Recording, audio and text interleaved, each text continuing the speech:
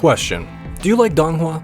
Like crazy, action-packed yet super trippy donghua? As if Fooly Cooley and Mob Psycho 100 had a wild brainchild with a sick AMV from the early 2000s? Well, if you said yes to any of what I just said, then you're in luck. Because if you've been paying attention to a certain Chinese animation studio like I have, then you'll know that False Memory, the show in which I reference, is almost ready to be released with the coming of the new year in 2025. A donghua, mind you, flying dangerously low under most people's radar. Ridiculously so. Now for the uninitiated in the audience, when I use the word donghua, I'm referencing the Chinese side of the animation industry.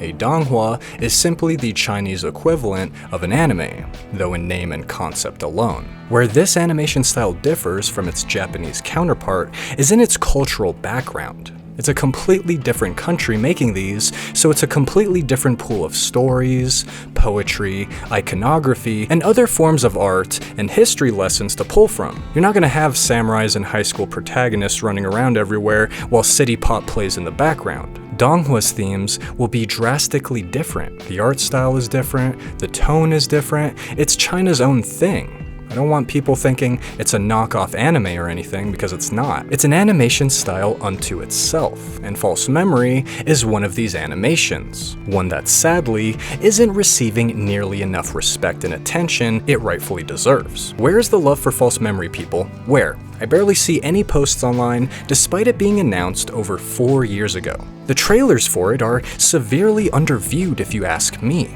We need to pump these numbers like way up. But this video isn't here just to drum up hype for this new, gorgeous looking show, though I also aim to do just that. This video is to highlight the extremely talented studio assisting this show's creator in bringing it to life. Up-and-comers in the animation scene, hailing all the way from Beijing, who have worked on major projects from League of Legends to Persona 5. Truly some heavy hitters, and they've only just started a mere 8 years ago. Ladies and gentlemen, without wasting your time or further ado, this is Studio Tumble. Now, while the exact formation date of this studio is hard to come by online, we do know that the first thing they ever published publicly was a short film by the name of Alita's Trail, and was a graduation project for the Beijing Film Academy back in 2016. Though only possessing a runtime of 3 minutes and 44 seconds, Studio Tumble comes out the gate swinging strong with this one. And when I say strong, I don't just mean the fast-paced, snappy animation style. I mean the package as a whole. As far as plots go, it's pretty straightforward, yet has a nice little twist to it at the end. The short story revolves entirely around the half-human, half-dragon girl Alita facing off against a group of human knights led by a holy soldier. Now, within this world, in days long past, two undefeatable foes, the mighty Sun Knight and the Red Dragon of Chaos, had reached a standstill after a lifetime of fighting. Due to this standstill, the two legendary beings chose to make a bet that would go on to last well past their natural lives, and one that has led to this very moment. You see, as Alita does battle with the knights out on that field, she falls to the hands, or rather levitates to the hands, of the holy human warrior, receiving a badass looking lightning spear straight to the chest. But this blow does not prove to be fatal. It's close, but it's not entirely fatal, leaving her suspended in whatever limbo plane people enter before they die. Within this suspended animation, the two former foes argue over what this shell of a human really needs. Over what Alita truly needs. Does she follow in the path of her human side, or that of the fiery beast? Which one? Well, it turns out she chooses the latter, exploding and transforming into a full-blown, fire-breathing, two-winged dragon, the likes of which dazzles and completely eradicates the holy knight where he stands. Man never even stood a chance. After this battle takes place, her dragon form crumbles and her original body falls to the ground, leaving her with a single choice. Will she become a full-blown human one day, or will she use these powers of hers to turn the world into ash? For now, she doesn't know. But what she does know, however, is that her hands now are very much broken. Completely broken. And that's where things end off. Like I said, the plot isn't the most complex thing in the world, but the manner in which the story is executed is just fantastic in my opinion. The color palette was extremely pleasant to look at, the music brought in genuine emotion with that piano, and the voice actors really nailed it despite there being little dialogue. Chinese sub goes hard as fuck when you want stuff to sound epic. Listen to this.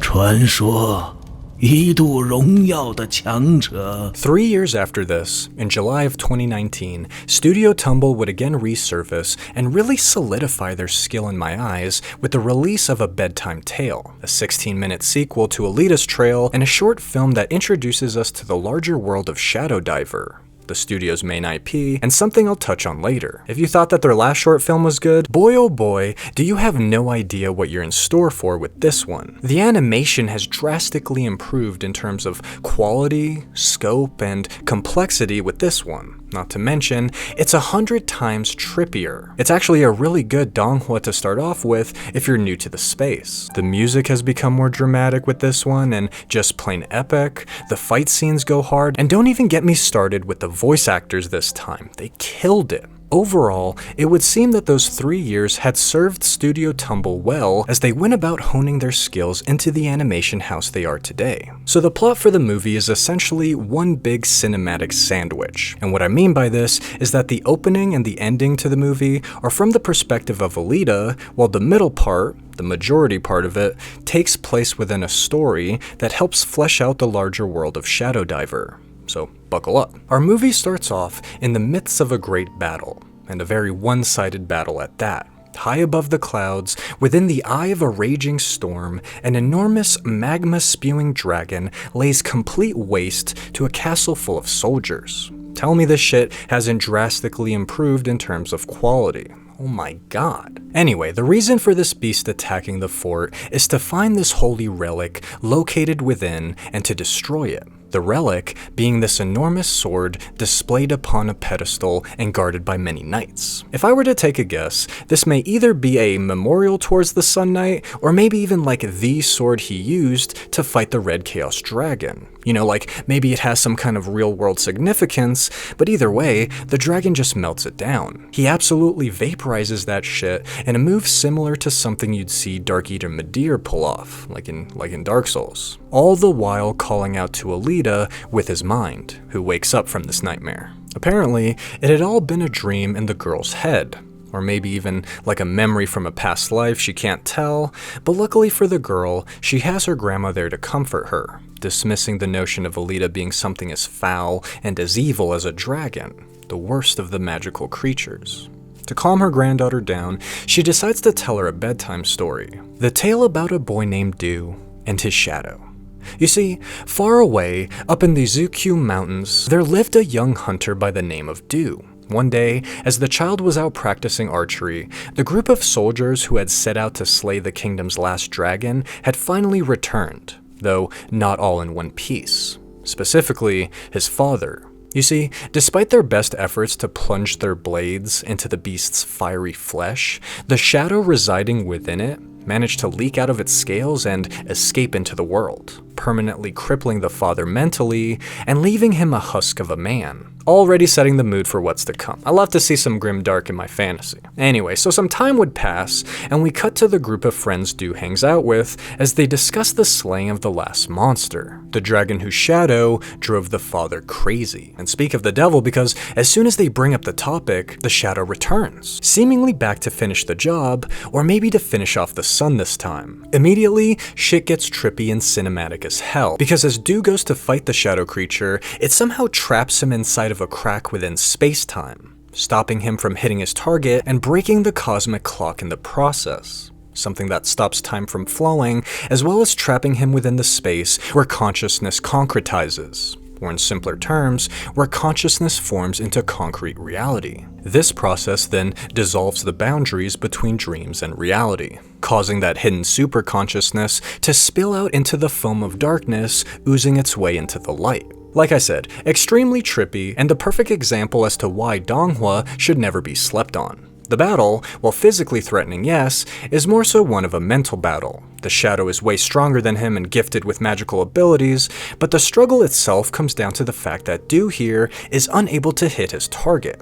And even when you think he does, the damage simply reflects itself right back at him, as if the shadow creature has no weakness. Luckily, the boy does manage to free himself from what I'm now dubbing the Shadow Realm, that crack in space-time. Despite Du running for the woods, the battle continues on into the night, being pursued endlessly until the boy is saved by this mystical fire bird hunter guy. I don't know how else to describe it. He's a fiery bird man who fends off the shadow.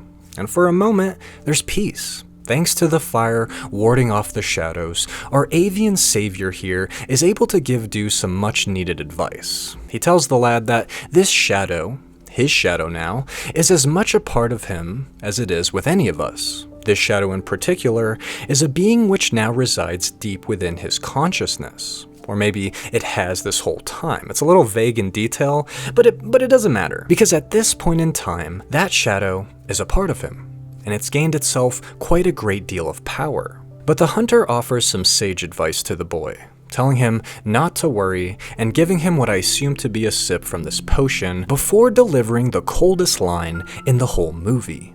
Dreams are extensions of reality. See, you just know a Chinese studio made this thing because they gotta slip in some wise proverb in there, but goddamn does that line go hard. It's very fitting.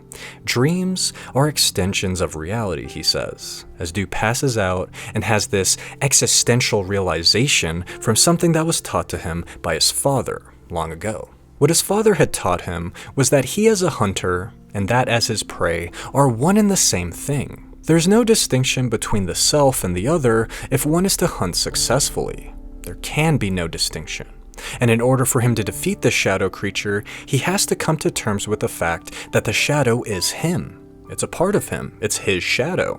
The same way there's a shadow residing in all of our hearts. It's a super artsy and poetic way to say it, I'll admit it, but I really like it. The shift in art to the more simple, sketch-like style really drives home the point of Du truly grasping this concept, or rather, coming to terms with something he already knows. When the boy wakes up, it's the next day, and his friends have managed to find him passed out in the woods. Though now that the bird hunter is gone, the Shadow Man has returned to attack them. Now the whole time this thing was going on in the woods, one of Du's friends stayed behind to investigate the Shadow Realm, but ended up getting trapped inside of it. Like, what were you expecting to happen? She was immediately confronted by the shadow upon entering the dimension, so she's still trapped back on the field, and has been this whole time. But as the kids from the forest come running out away from the Shadow Man, they bump into the girl, and therefore the Shadow Realm itself. By going up to her, they slipped back into the crack of that reality, and are now forced to deal with the shadow for good. But Du isn't gonna bitch out this time. The kid just went through some Naruto and Jiraiya type bonding, and just fucking believes in himself. Believe it, he believes it! And this time, when he strings his bow back, the arrow finally pierces the shadow, finishing it off permanently and returning it back to his side. After all, it was only a shadow. This then fixes the cosmic clock, the crack in space-time, and then reverts the boy back to the same moment in time when the shadow had first appeared. The grandma's story then ends with the boy going back to his father, resting his head on him, finally realizing what he probably went through. Though his son was strong enough to defeat his shadow, it would appear that the father was not. Or at least that's how I interpret it. Like I said, they don't exactly explain what's going on, but after that day, Du never feared the shadows again. Not even once. It's a bittersweet tale for them, but one that gets the job done, as now Alita is almost ready to go to sleep. Almost ready. Before she can go to sleep proper, she asks her grandma one last question. Whatever happened to that dragon in her dream? Where did it go? We then jump ahead a few years to the time the first short film takes place. It's Alita, but now a little older, on the run from hunters and a pack of dogs. The tone completely shifts here, amping us up for what you just know is going to be a cliffhanger. She makes her getaway through the sewers, across the icy waters, and back onto a boat before immediately being confronted by this Cyclops dragon hunter guy. And just where might this dragon be? Well, it's Alita, of course. Haven't you been paying attention? Now tell me this isn't the coolest shit you've seen in a while. Who the hell was that Cyclops guy? Why is Alita on the run now? And why do the end credits allude to a wider group she's a part of? Why? I need more of it, goddammit. More. Studio Tumble blew it out of the water with this one, and I've linked the full video in the description. You have to watch it for yourself. The animation work is phenomenal, and I could gush over the action sequences all day. Please, go watch this shit, because Studio Tumble deserves way more attention on these projects. But it would appear that 2019 would be an eventful year for the studio, as they also worked on key animations for Demon Slayer Episode 1 that same year.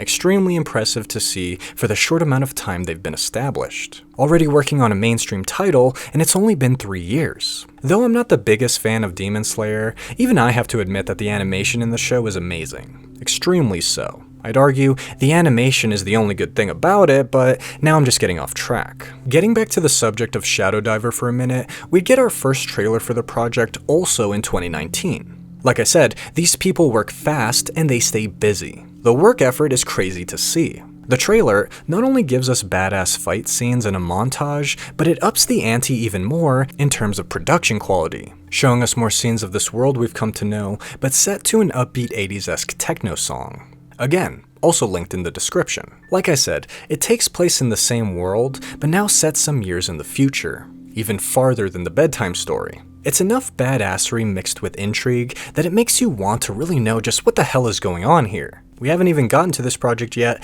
and I'm already hyped as hell for it. Character designs too are really good. They're clean, fantastical, and portray some real weight to them when it comes down to the fighting. Like, you can really feel some of these swings in here, it's awesome. Now, if the first trailer was a cool highlight of characters, I'd say this second one, released the next year in 2020, is more about the world itself and the tone of the project. It's significantly shorter, only running half of the previous trailer's length, but what it lacks for in runtime, it makes up for in the information and mood setting. We get glimpses of whatever this crumbling city is, creatures of reptilian design, draconian magic, and even a quick glimpse of what I assume to be an angel.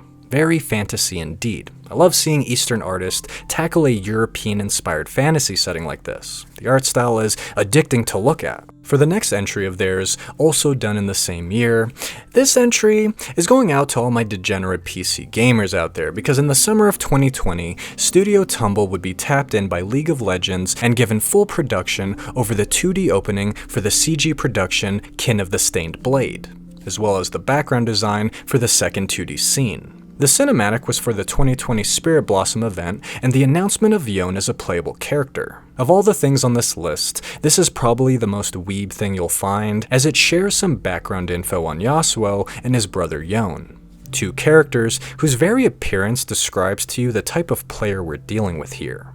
All jokes aside, the entire cinematic is god tier, what can I say? Especially that opening sequence. Again, Studio Tumble is just nonchalantly strolling onto another major IP and proving to everyone that they have what it takes to hang and animate with the big dogs. The art style of their work in this, in my opinion, is akin to shows like Super Crooks, Castlevania, or even Cyberpunk Edgerunners. Almost. A style I really like, and one that suits the setting of a fantasy pseudo-Japan very well. The fight scenes in here too, whew, do they hype you up. There's nothing like a good old-fashioned samurai battle to the death that gets my heart juices pumping. The weeaboo blood gets flowing, and I just start going apeshit. Watching it hypes you up that much. So much so that it makes you want to play the addiction that is League of Legends all over again. But the League of Legends goodness would not end there, because the following year, in 2021, the team would again be welcomed back to work on another League cinematic, this time partnering directly through Howliner's animation. And just what was this project? Well, it was Burn It All Down, a League of Legends music video glazing a bunch of professional players, as well as announcing the 2021 World's Championship. With this one, they had way more control over the production, given parts of the storyboarding, key animation designs of the chorus, and all the 2D backgrounds, as well as all the compositing. It seems that they did such a good job with the previous cinematic that they were rewarded heavily with more artistic control on Burn It All Down. And it shows. I'm not one to watch through one of these all the way through, but the direction of it all, the dramatized duels between players, it feels really cool in the nerdiest way possible. It makes you kind of proud to be a League of Legends fan. Again, if the last cinematic didn't make you want to play the damn game, this one certainly will. For Studio Tumble, 2021 would go on to be their most productive year yet, as after working on the League of Legends music video, they teamed up with musician Tan Chengfeng to bring us two animated music videos of their own, Clouded and Yun Yun, both of which are available on their Twitter.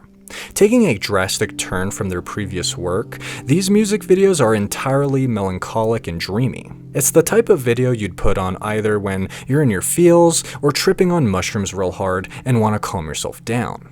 Like I said, very different from the action-packed stuff they've previously shown, but I like it. It shows that they're capable of more than just one genre of animation. Clouded is the one that's more sad and melancholic, but the second one, Yun, is way more upbeat and cheerful. Of the two, it's my favorite by far. Same goes for the song itself. Also, either one of these would make the perfect ending to like a slice of life show or movie. Look at this. Tell me you can't imagine some credits rolling through this bad boy after you just got done crying for 30 minutes. Keeping in the theme of music, Colors, another 2021 project of theirs, is a short 4-minute film that might as well be a music video, as J-pop singer Kumamiyu sings through it, and let's just be honest here, will definitely bring you to tears by the end of the story. As far as plot goes, the film tells the story of Lin, an artist working at a major animation studio somewhere in the city. The movie goes about showing her daily life, drawing at home, commuting to work, and drawing some more at work. The girl be doing a lot of drawing. She's an animator after all. Something cool that I'd like to note about the style in this film is that the whole time Lin is doing stuff, these imaginary cartoon characters are like bouncing off of stuff and riding on her back. It's a neat little way of showing the character's creativity as well as the love for her art. Anyway, one day she's given an important part of a new assignment at work, and we see it really push the artist to her limits, draining her of both energy and motivation, something any artist can relate to. What ends up happening is she slowly becomes disillusioned with her work. She even gives up on it for a quick second, deciding to head back to her childhood home in the hopes of reconnecting with the father she pushed away many years ago. Here, in the old room, she finds multiple boxes of her art that had been saved, flooding Lin with memories and motivation, and we get a quick glimpse as to what made her want to draw in the first place. She even gets to reunite with her dad. It's really cute, and god damn it, I'd be lying if I said I wasn't bawling my eyes out at this point. I'm a complete sucker for this mushy shit. Actually, I might even cry again just thinking about it. Through these old drawings of hers, she quickly becomes remotivated to tackle her job with a fervor unforeseen previously, as depicted by her imaginary cartoon friends. Before, these guys were whimsical, yeah, but now they're just full-blown flying and stuff. Truly showing how her state of mind has reached a sort of nirvana or rediscovering of what it felt like to be happy again. To be truly happy again. It's such a powerful message conveyed in such a short amount of time, something the studio excels at, and I highly recommend it to anyone who is struggling with their art at the moment, whatever it may be.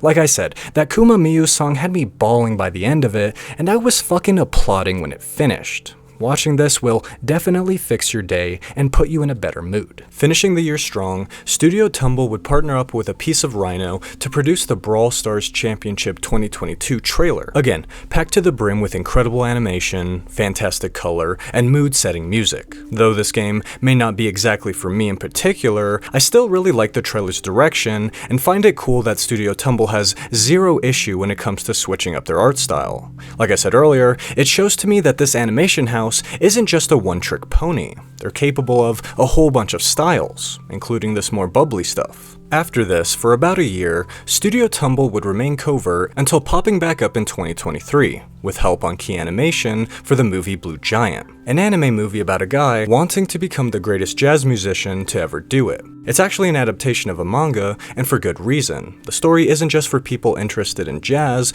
but literally for anyone interested slightly in the topic of music. It's not really about jazz when you think about it, it's all about making that sweet, sweet music, and the kind of spirit it takes to produce that kind of music. If you're interested in the topic at all, there's a really good video on it by The Lost Crusader, which I highly recommend you watch. But yeah, if you have the time and have any kind of love for music at all, I would highly recommend this one. The manga is really solid too. The following year, in 2024, Studio Tumble would again hit it big with another major IP. This time, teaming up with Flint Sugar, another Chinese animation studio, to bring us the Persona 5 Phantom X opening animation, flawlessly taking over where Production IG first left off. Again, I'm gonna sound like a broken record here, but to have these guys working on so many major IPs like this makes me feel like a sports fan cheering on their home team, or like a dad being proud of their son, you know? Like, it's really cool to see them get these opportunities because goddamn do they deserve it. I mean, look at this sequence, it's incredible. Also, this may sound sacrilegious to say, but I kinda like this one better than the original Persona 5 opening. There's no film grain over this one, it looks way more polished and clean, I just like it more. Fight me in the comments if you disagree, because god, this is gorgeous. And finally, this brings us to False Memory. the series I was talking about at the beginning of this video, in a future 3-way collaboration between Studio Tumble, Flint Sugar, and Bilibili. My god, people. My fucking god. Words cannot describe to you just how special this series is going to be in the future. Mark my words, write this down in your calendar right now, because False Memory is going to be a huge deal in the animation scene. It has to be. There's no way it cannot be. Whether it be from the 2 trailers or the 18-minute concept animation made entirely by Flint Sugar, False Memory is a show that truly does feel special. Magical even. There's something in there, people. Something in that 18-minute animation that touches me down to my very soul. Past the flesh, past the heart, and down to my fucking soul. I truly mean it. Now, I know I said the Colors movie made me cry, but you'll be overrun with emotion. It's insane. My skin was practically buzzing by the end of it. But I'm getting a little bit too worked up here. What is False Memory even about? Well, I guess you'll just have to find out in the next video. My video on False Memory. Not to blue ball you guys here or anything, but this project is way too special to me and way too big to simply have it in another video section. False Memory deserves its own video, and so does Flint Sugar. They are just as talented as Studio Tumble, and I'm so happy they've teamed up for this project. But anyway, just click here if you want to continue onto the video on False Memory, but if not, well, then I guess I'll see you in the next video. Have a good one, guys.